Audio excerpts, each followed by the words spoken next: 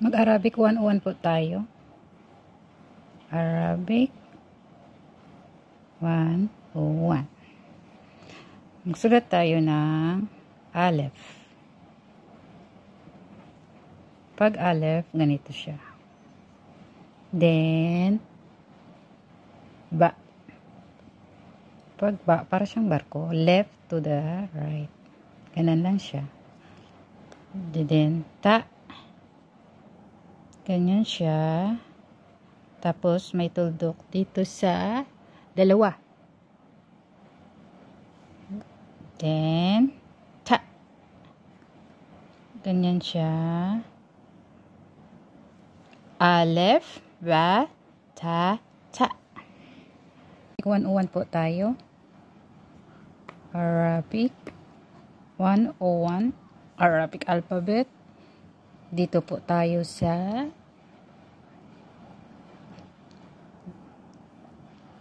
Jim. Pagsulat po ng Jim, ganito lang po siya. Ganyan siya. Tapos ganyan. Tapos lalagyan mo tuldok sa gitna. Jim. Ha. Ang ha, ganito rin po. Ganyan siya. Tapos ganyan siya. Lalagyan mo siya. Wala siyang tuldok sa gitna. Yung panghuli, ka. Ka. Parang dahak ba? Ha. Ganyan lang siya. Tapos, ganyanin siya. Lalagyan mo tuldok sa taas. Ganyan siya po. Jim. Jim. Ha. Ha. Thank you po. 101 for the day. Dito po tayo sa pangatlong lines ng words na dal. Ang pagsulat ng dal, ganito lang po siya. Ganyan lang siya. Ganyan lang siya. Then, tal. Parang taali. Tal, taali. Meaning come. Ganito lang siya. May tuldok. Tapos, yung panghuli, ra.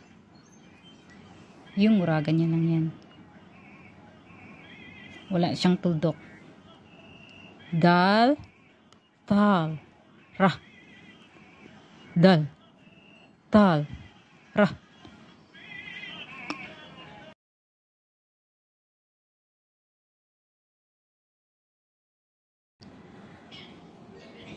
Arabic 101.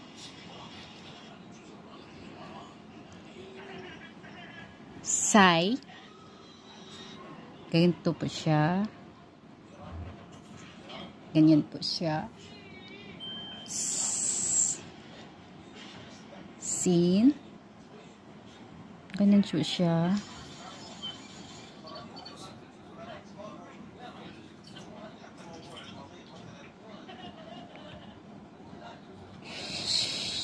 Shin.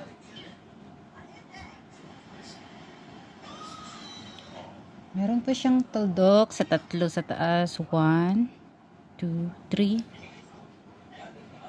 Tapos, sad. Ganun siya.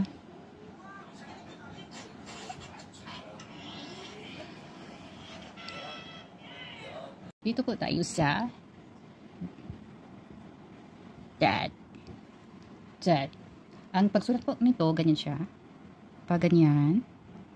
Tapos, ganyan siya. Yan. Tapos, lagyan mo ng tudok sa taas.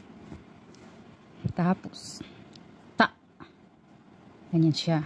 Ang ta, parang letter B siya na as in boy. Ganyan lang siya. Magsulat lang. Ta. Ba. Ba. Ba. Ganyan ang pagsulat ng ba. Ganyan din. Parang B. O ganyan. Tapos, may tudok. Then next, the next ay ain. Ain. Ang ain, pagsulat ganito siya, parang li siya na ganyan. Ganyan lang siya. dad, ta, ba, ain. Okay? Pagsulat ng ganito, yung coin, ganyan po siya na may tuldok sa taas. Yung word na ganito, parang kain, kain. Parang sa throat nang galing, same. Kain. Ganyan siya. From throat, yung isang word, fa. Ang pagsulat ng fa, ganyan siya. Parang 9 siya. Tapos may tuldok sa taas. Yung cough, parang siyang 9. May tuldok na 2 sa taas. Yun po siya. Kain, fa, cough. Hello guys, magsulat po tayo ng Arabic ng alphabet letters. Sulat po tayo ng kaf. Ganyan lang siya. Ganyan po siya. Kaf. Then lam. Ang lam, parang ganun siya. Then mim. Ang mim, ganun lang siya, mim. Parang ganito siya. Ang mim. Kaf, lam, mim. Hello guys, Arabic 1. Ang last word ng alphabet ng Arabic ay nun. Nun. Pagsulat na nun, ganyan lang siya. Parang ganyan lang ang nun. Din. Nun. Ha. Ha. Ang ha, ganyan lang siya. Ha. Din. Nun. Ha. Wow. Wow. Magsulat ng wow, parang ganyan siya. Ya. Ang ya, parang ganun na siya. Nun, ha, wow, ya.